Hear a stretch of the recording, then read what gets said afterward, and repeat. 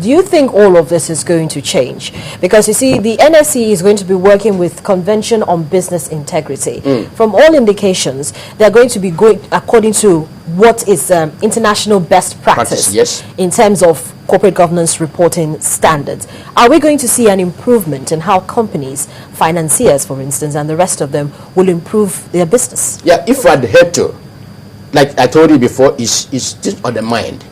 If you want to practice corporate governance, be transparent. How you run your conduct affairs of the business of the company. That the public put your company, every eye on you. You must be transparent, you must be open. Let people know what you're doing. Even if you are, making losses, let people see reason what led to those losses. Okay? You don't hide your figures to the public that will make the jumper profit, this and that. But actually, when you go there, what you're publishing is not what you're making. This is a corporate governance. Now, for example, let me give you an example of Cabre. They are now in the making to restructure capital.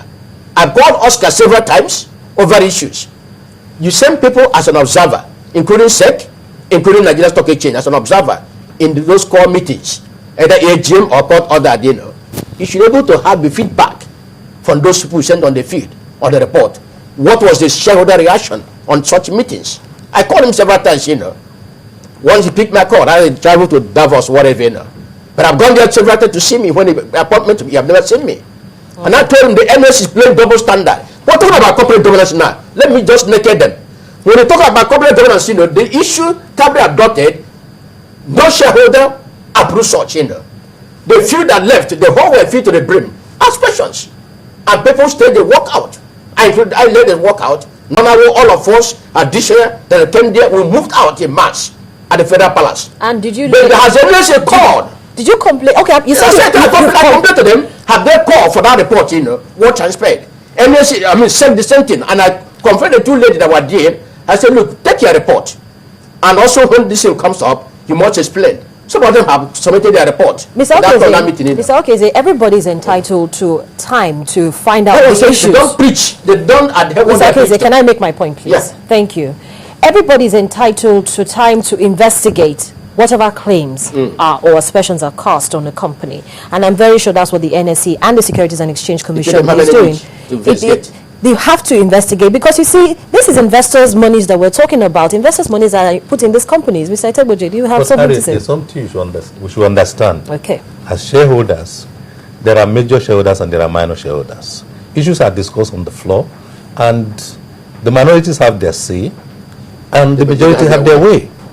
It behoves us as shareholders to understand the issues at stake and then articulate our position and make it clear. If our position is sound and reasonable, the majority shareholders will also listen.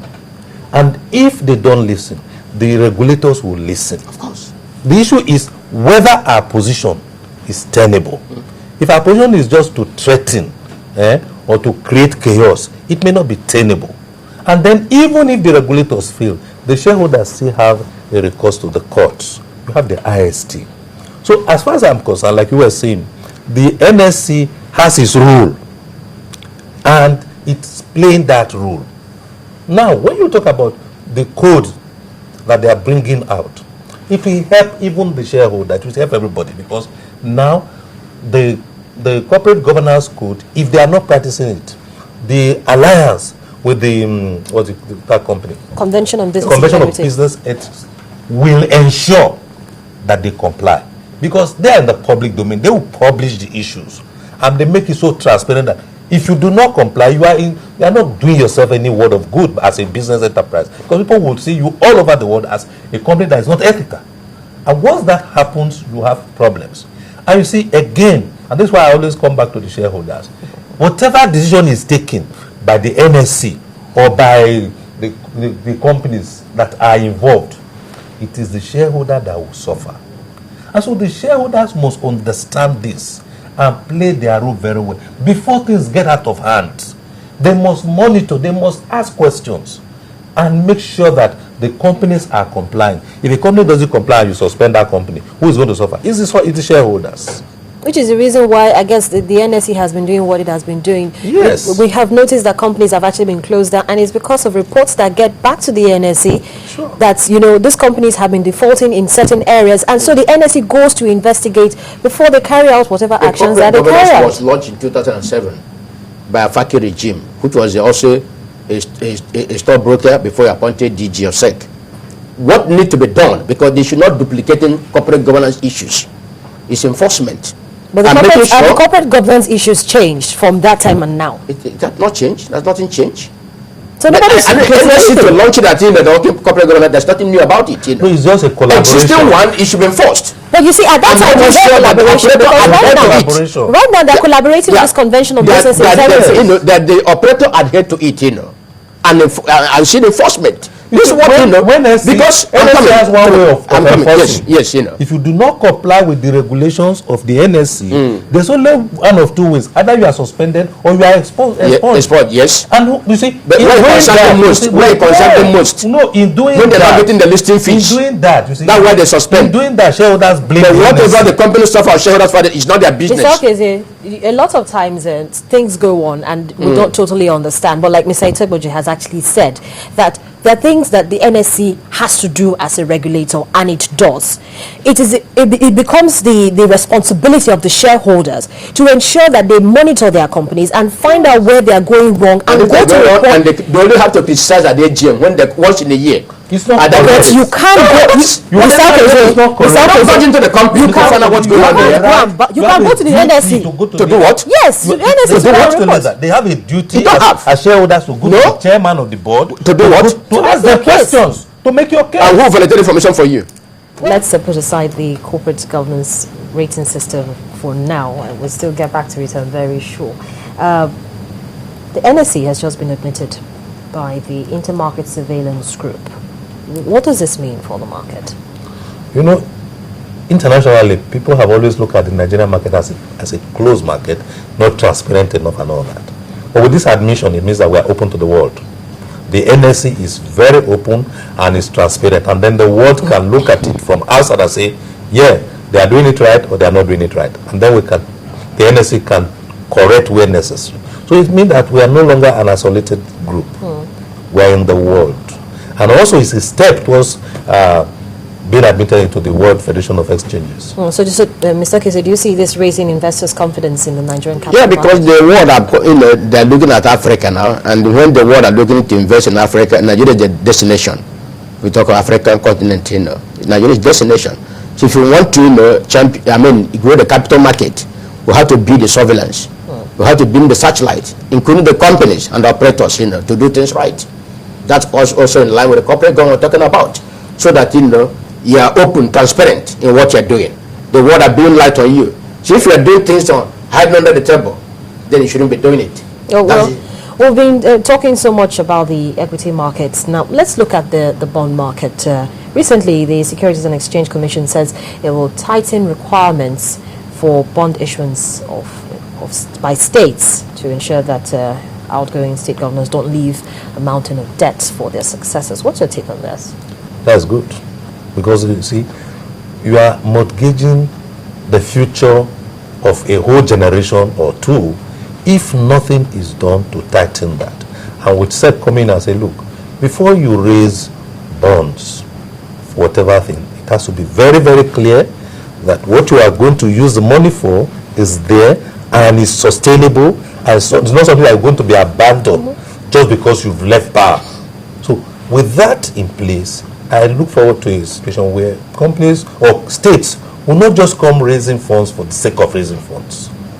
They have to raise funds for specific projects that are developmental and that will enhance the quality of life of the people they are leading. No, but I'm looking at the capacity of these states. Is it that they can't, afford to pay their debts even when they raised it? It depends on the internally generated revenue that they have, because it's tied to that amount and then the federation account. But I always look at it from the perspective that, look, they can raise funds that are self-sustaining without necessarily depending on the revenue account. Because if you set up a project that can invest over time, fund itself, then you should be able to pay back that loan. But when you do it Well, for infrastructure development, I can understand that, and that's why it is tied to financial account. But you see, the infrastructure has to be long-term in nature, such that, and that it will not be something that you just start today and abandon halfway. It has to be completed. And part of the rule is that, look, you must make sure that you have the money you are raising is used actually to complete that project. Mr. Okeze. Yeah, but, you know, a state raise bond within either 5 years or 7 years, okay, long term. You raise a bond to develop other roads, the railway line tracks in your state, you know, or the water, you know. And most cases, we don't see this happen in those states. For example, if Lagos raising 200-something billion, you can assure, even if Fashola leaving office next year, then current government will continue. That's continuity. But when you don't have continuity in that state, you know, it's impossible for that money to be redeemed.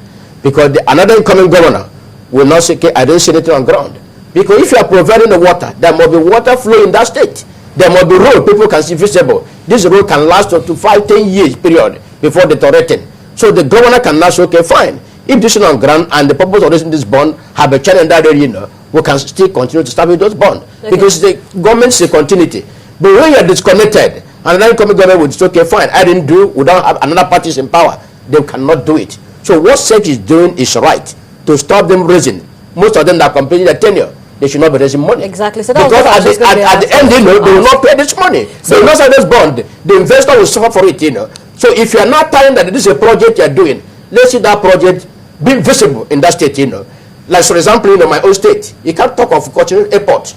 Okay. Okay, when you have an airport, you know, Mr. so you want to raise bond to do that, it can work. So, Mr. Okeze, what we're looking at now, Mr. Itegboje, is that when any governor is coming in, it should be at that time they should begin to look at coming to the market to raise funds, as in to issue bonds. No, that is a good time, but also what SEC is after is, look, the fact that if for a 7-year bond at the beginning, if you come in, there's no guarantee that you will get a second term. Suppose you don't get a second term, it doesn't prevent you from raising a bond. But the issue is that, look, this bond that you are raising, whoever comes in after you must continue with it. And so it should be sanctioned by the assembly as part from the ESCO, and it should be such a project that every person can buy into. So because once the money is raised, you are going to pay it. It doesn't matter who the governor is. The state continues whether the governor lives or not. A governor can fall dead in the office, but that doesn't mean that the bond should not continue.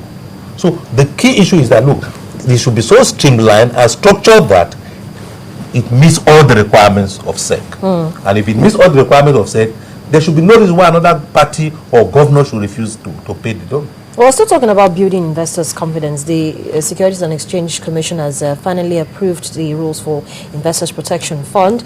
Now, as an investor or an operator, as the case may be, do you have any reservations about the rules?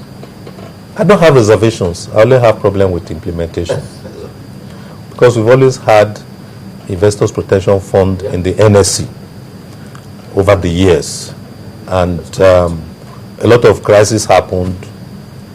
The fund meet those requirements. The shareholders who were defrauded paid from that fund. You know, for me, good to make laws, good to set up structures, but enforcing them is very critical.